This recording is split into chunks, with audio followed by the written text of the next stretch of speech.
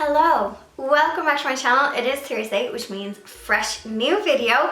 I've got a crafty one, I've got a little DIY for you guys in today's video. I have been journaling the past while and I wanted to make myself something that wasn't over branded, if that makes sense. Like I see loads of like journal guides and like cute diaries, but I wanted something that was just really simple. So I decided to make my own. So I made my own traveler style notebook that I could put inserts in so that I could change up whenever I wanted. When it comes to like business and day-to-day and things that I need to do, I do use like my Google Calendar so I can see like a time block. But when it comes to ideas, like just journaling, getting brain dumping out of my head, I like pen and paper.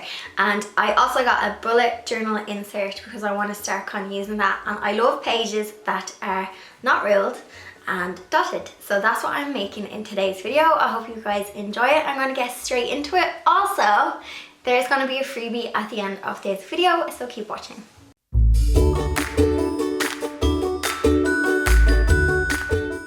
So for this DIY, I have a few extra tools than normal.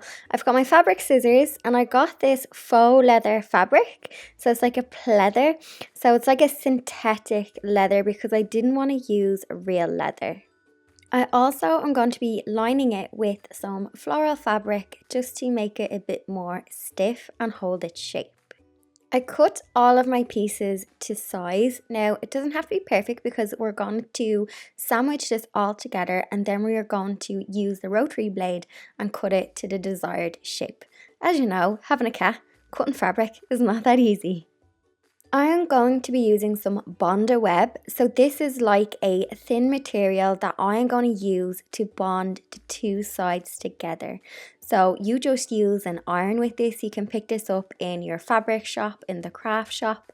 So I am laying my faux leather down on a piece of paper because I don't want it to stick to my ironing board. You just have to be careful with the faux fabric because it can melt, and I did have a little melting incident with the pink fabric, so just take extra care. After I had fused my fabric together, I measured out roughly how big I wanted it to be with the little copybooks that I had that I want to put inside it. I then used my rotary blade, my rotary cutter, and I cut it all to shape. So I highly recommend using the blade because you get a really nice clean cut. You could use your scissors, but you want to get a really nice professional cut because you are going to notice if you get like a wonky cut. This is optional, but I decided to do a top stitch the whole way around my fabric. I just went the width of the sewing foot and I stitched the whole way around, and don't forget to do a reverse stitch at the end and the beginning. So I am now going to measure for the spine of my notebook, and I'm just using some pins to hold it in place, and then I'm going to add some rivets, I think they're called. So this is going to make it nice and polished so you can put your elastic through. You can pick these up really cheaply in the craft store, and I also have a hole puncher to punch the fabric. So I measured out where I wanted the holes to be and I simply punched them. Don't worry if the fabric doesn't like punch through the first time. You can just cut away any of the excess. I then inserted the little rivets, and you're going to have to use a hammer to hammer the piece in place and stop it coming out. With my packet of rivets, I did get this little tool in the packet that I could insert, which you'll see now, and I hammered it into place. So I added 2 rivets to the top. Then I have 2 rivets on the bottom, and then I have a rivet in the middle for the piece of elastic that is going to go around my notebook. You will notice that on the bottom, 2 of my rivets are beside each other instead of on top. This is because I actually made a mistake, and when I punched the hole, I punched it out of alignment. So I had to kind of save my book, and that's why the bottom ones are side by side and not on top. Once I had applied all my rivets, I then threaded through some elastic. Don't tie your elastic too tight. You want to make sure that you have enough room for your notebooks to slot in. So I was able to put 2 notebooks in. Apologies for the blurry footage. I didn't realize that my camera had went out of focus when I was filming. So pop in your elastic and then you can pop in your notebooks and knot up your elastic. Keep an extra piece of elastic for the middle piece and you can simply fold your elastic in half, thread it through the front piece, then tie a knot. Just make sure that the measurement is okay as well. You don't want this too tight either. Once you're happy, tie a knot and you're done.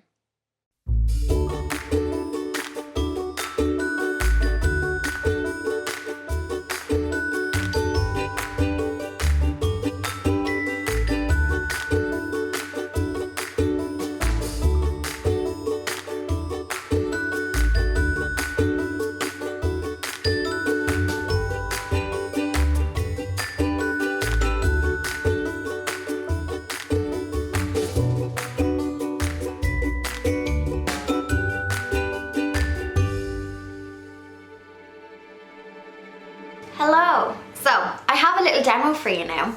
So, I asked my pal Tara nicely. She runs an accessories business and she personalizes things that she sells. So, she does like, would you call it like hand stamping? I don't know what the word is, but basically she stamps your initials onto the products that she sells. So, she's gonna give us a demo. Now, I know we can't, like, you'll have to go out and like get a machine to do it, but I just thought it would be nice to show how it's kind of done and the skill that goes in behind it. I'm going to be cheeky and I'll ask Tara if she'll give you guys maybe a discount code or maybe personalization free if you buy anything from her. So we'll see, we'll talk nice. But I hope you enjoyed the demo and see how it's done and we can personalize my notebook.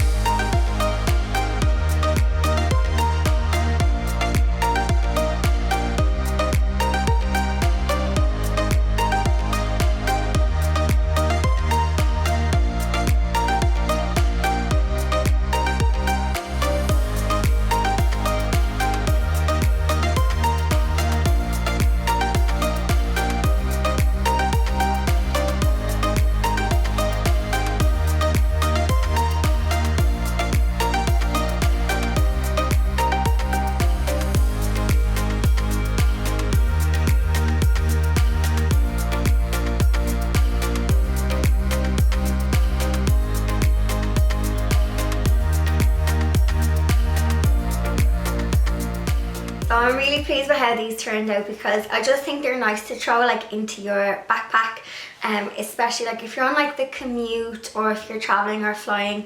They're really good. You can also change up what's inside and fold them whatever way you want. You can also customize them to make them like as big or as small as you want. I actually have some scrap fabric and I think a passport cover would be really cute to make. So I'm really pleased with how these turned up. Let me know, do you guys journal? What do you do to kind of get all the thoughts out of your head?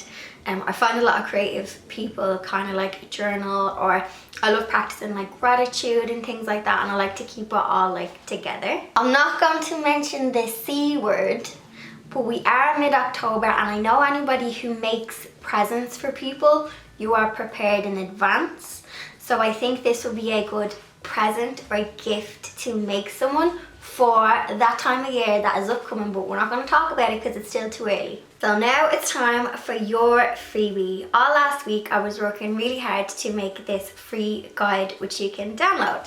So my most commonly asked question, whether it's by emails and comments in YouTube videos, Instagram DMs, is painting questions. So whether it's how do I paint this start to finish, do I need to prime this, do I need to sand this, do I need to wash this, how do I paint this? So I decided to take all of them FAQs and put it into a pretty guide, which you can download. I'm going to pop a card here so you can click that. That will take you, you just sign up and download, or I'll put a link in the description box as well. I am also going to be doing some dainty mail.